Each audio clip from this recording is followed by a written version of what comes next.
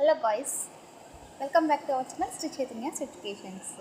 So comment సెక్షన్లో ఒక sister question అడుగుతుందనమాట. Please నా కామెంట్కి రిప్లై ఇవ్వక అని అడుగుతుంది. సో తనకి రిప్లై ఇస్తూ ఈ వీడియో అయితే చేస్తున్నాను అనమాట. సో తను అడిగిన క్వశ్చన్ ఏంటంటే, అక్క నేను ఫిజిక్స్ కెమిస్ట్రీ బాగా రాశాను అక్క, కానీ ఎన్ని మార్క్స్ పాస్ మార్క్స్ అని అడుగుతుంది. సిస్టర్, మామూలుగా మనకైతే ఇది ఓపెన్లో కాబట్టి మనకి ఫిజిక్స్ పేపరు కెమిస్ట్రీ పేపరు 100 మార్క్స్కి ఉంటుంది. సో 100 మార్క్స్కి పాస్ అనేది ఎన్ని మార్క్స్ ఉంటుందంటే 40 మార్క్స్ ఉండాలన్నమాట. ఖచ్చితంగా 40 మార్క్స్ అయితే రావాలి. కాబట్టి నీకు 40 మార్క్స్ వస్తే పాస్ అయిపోతాం అనమాట. కానీ రెగ్యులర్కి వచ్చేటప్పటికి మనకి ఫిజిక్స్ కెమిస్ట్రీ 60 మార్క్స్కి ఉంటాయి, అంటే 60 మార్కులకు ఉంటుంది అనమాట. ఫిజిక్స్ 60 మార్కులకు ఉంటుంది, కెమిస్ట్రీ 60 మార్కులకు ఉంటుంది. సో దాంట్లో పాస్ పర్సంటేజ్ అనేది వేరుగా ఉంటుంది, దీంట్లో పాస్ మార్క్స్ అనేవి వేరుగా ఉంటాయి అన్నమాట.